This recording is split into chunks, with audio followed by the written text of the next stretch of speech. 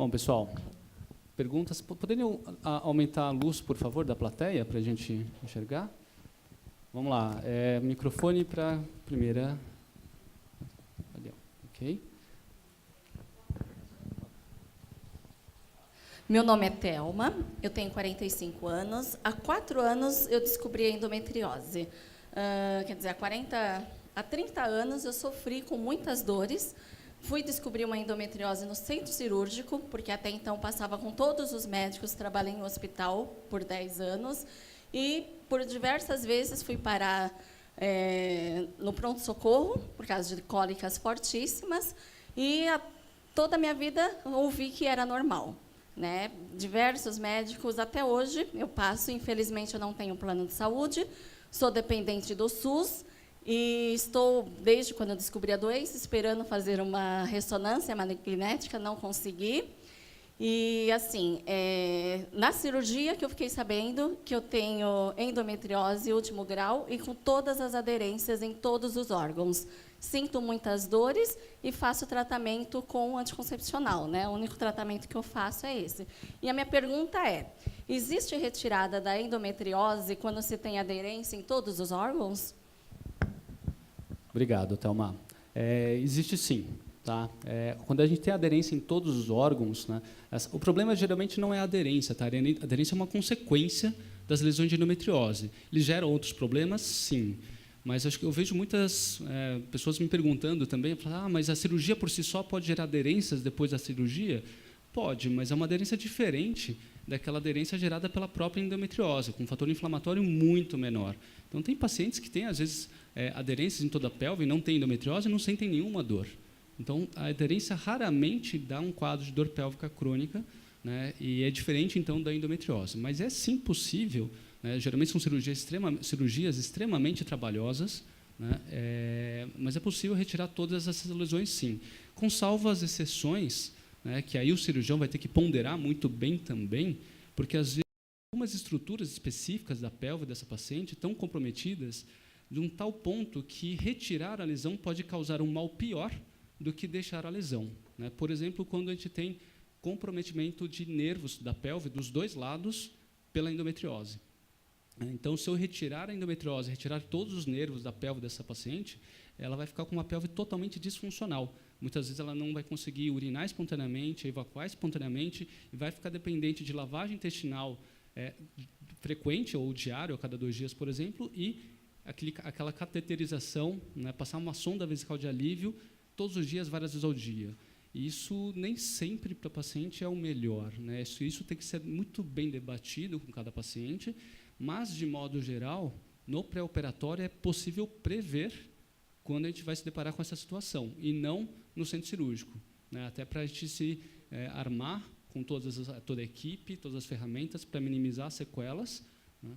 E para a paciente também estar ciente do que ela pode eventualmente se deparar no pós-operatório. Tá bom? Mas é sim possível, é trabalhoso, infelizmente não é para todo mundo. Tá? Realmente a curva de aprendizagem é muito, muito longa. E ainda assim, né, os melhores centros, com os melhores cirurgiões do mundo, têm complicações, porque são cirurgias muito mais complexas. Então, algumas complicações acontecem, tá? Por melhor que seja a equipe, por mais experiente que seja o cirurgião. Mas é possível, as complicações não são tão frequentes assim, tá bom?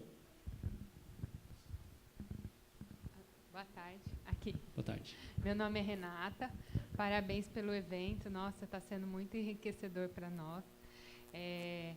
Eu sempre me culpei muito, depois que eu descobri o que era endometriose, faz 1 ano que eu descobri, mas, na verdade, eu acho que eu tenho há muito tempo.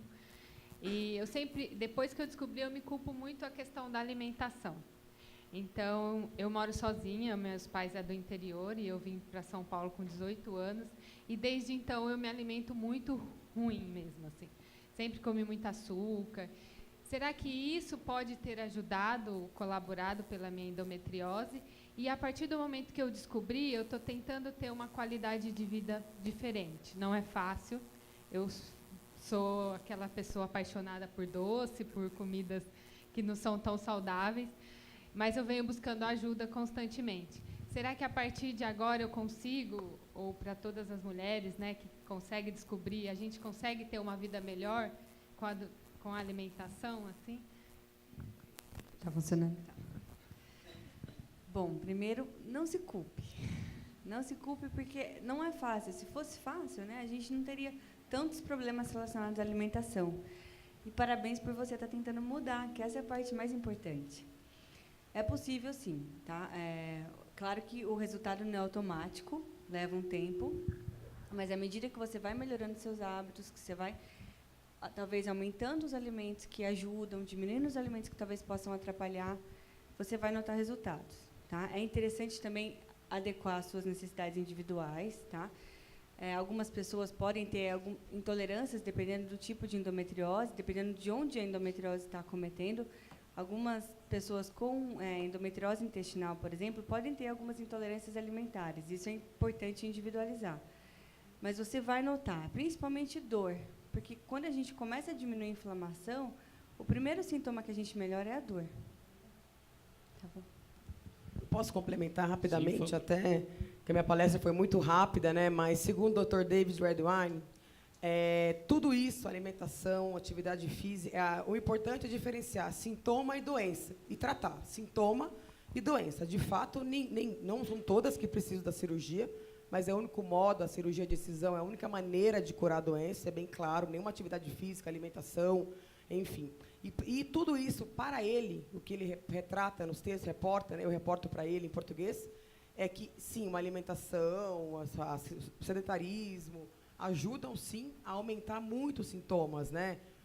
Enfim, algo externo também, assim, que poluição.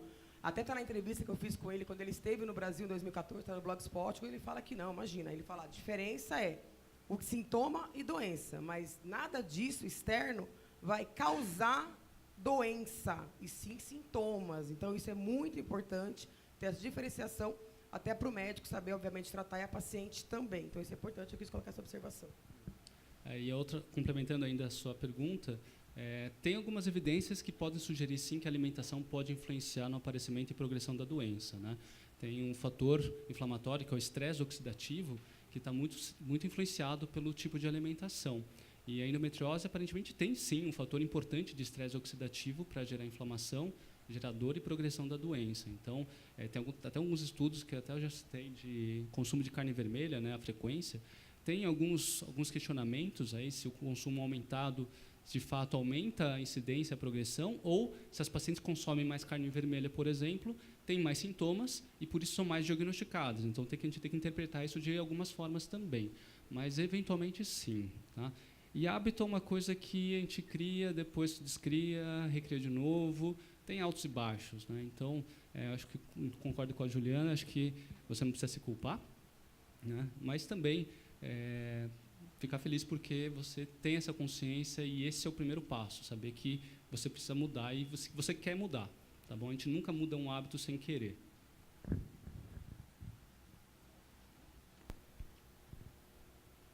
Oi, boa tarde. Parabéns por esse evento. Estou bem emocionada em estar aqui e ouvir tantos relatos maravilhosos.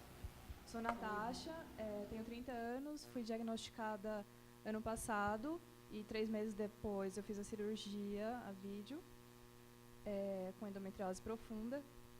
E minha pergunta é para Marília, o que foi preponderante para você ter essa melhora tão grande na sua qualidade de vida depois de tantos anos? Para os médicos, a minha pergunta seria DIU ou DIOST? Por que a maioria é indicado o DIOST? Tem contraindicações para DIU? Quais são? E para as ativistas aqui presentes, que não tornem a endometriose um palco de disputas, que cada uma consiga por si, pelas suas pesquisas, encontrar a melhor forma de tratamento. Obrigada.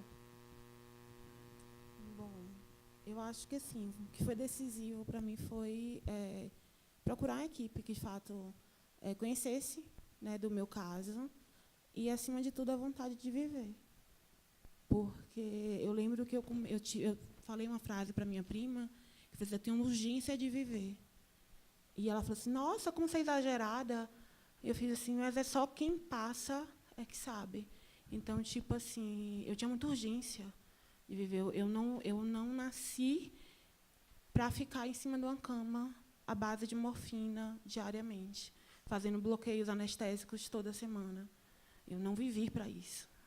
Então, assim, eu não vou dizer que foi fácil. Muitas vezes, a maioria das vezes, né, eu andava 10 passos para trás, porque meu tratamento não dava certo. Mas eu não desistia. E, assim, o apoio familiar e dos amigos, né, é essencial. Sem minha família, eu não teria conseguido, sem dúvida. Em relação ao DIU e Genogest. O Genogest é um progestagênio, um hormônio progestagênio que foi elaborado e estudado especificamente para endometriose, inicialmente, né? Então, o Dilmirena acabou sendo uma forma de utilização para controlar os sintomas, né? Então, se a gente for levar a teoria em consideração, o Genogest é mais específico. Não necessariamente ele vai ser o melhor para aquela paciente. De novo, o tratamento é sempre individualizado. Tem pacientes que passam muito mal com Genogest e ficam muito bem com Dilmirena, e tem pacientes também que passam muito mal e vice-versa, né? Então, e tem pacientes que passam mal com todos. Mesmo com Dilmirena, ele não é livre, por mais que ele tenha uma liberação intrauterina e, eventualmente, tenha uma dosagem no sangue menor que um anticoncepcional, por exemplo, um tratamento hormonal como o Genogest, né? Ele sim, pode levar, sim, efeitos colaterais, muitas vezes incompatíveis para cada mulher. E isso é importante saber, e todos, né, sempre que for começar uma medicação nova, está ciente que ela pode vir acompanhada, sim, de efeitos colaterais. É uma tentativa, até porque a gente não tem como prever qual paciente vai se adaptar melhor a um método ou outro, e acaba sendo, sim, um pouco de tentativa e erro, né? Conforme, assim, as características de cada paciente, a gente vai optar mais em direção a um ou mais em direção ao outro, e conforme também as expectativas de cada paciente. Então, não tem aqui o melhor, né? O melhor para cada paciente. É ajustar, não a paciente ao tratamento, mas o tratamento para cada paciente. Tá bom? Eu quero responder na parte de ativistas, né? Quero deixar bem claro que, da minha parte, nem passa pela minha cabeça disputa, nunca tive disputa, até porque, assim, eu comando hoje o maior time da Endomarcha Mundial, né? 20 cidades, então eu tenho braços em 20 cidades. Eu tenho 20 cidades que eu tenho pessoas que me representam. Se eu fosse disputar alguma coisa, estou formando um time. Eu não teria esse time, e muitas pessoas, né? Não, só para responder, porque assim é normal, né? Tanto que a gente chamou o GAPEN desde 2014, a Tatiana, que coordenava São Paulo, mandou e-mail, chamou o GAPEN para participar da marcha com a gente. A Mayra, desde 2015, também, que te convida, verdade, para participar da marcha com a gente também. Então, assim, eu acho que todo mundo tem o seu papel muito importante, porque a nossa união, enquanto ficar pessoas fora do centro, né, e desunião, não vai ter nenhuma melhora para quem de fato precisa, né? O meu trabalho não é nem em prol de mim, porque eu estou curada, e, assim, se a minha voltar, eu deixo bem claro que pode voltar em mim. Eu sei aonde ir.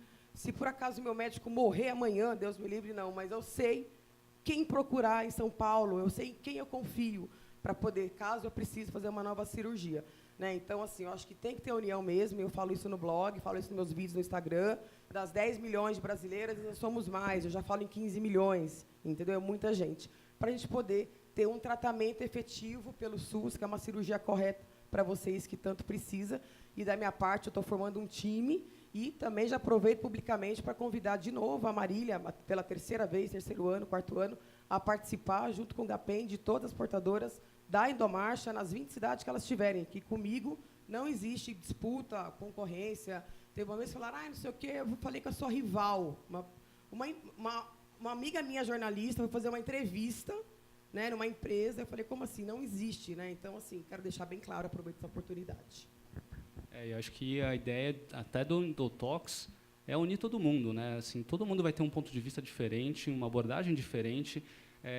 Mesmo colegas que tratam, ginecologistas que tratam também de endometriose, têm um ponto de vista diferente, não necessariamente está errado, é simplesmente diferente. E, às vezes, o meu ponto de vista vai ajudar mais algumas pacientes, e o ponto de vista de outro colega, e a abordagem de outro colega vai ajudar mais outros tipos de pacientes. Né? Eu acho que é importante a gente reconhecer isso, respeitar, né? Porque todo mundo está aqui, querendo ou não, em prol do mesmo objetivo, né? Na mesma missão.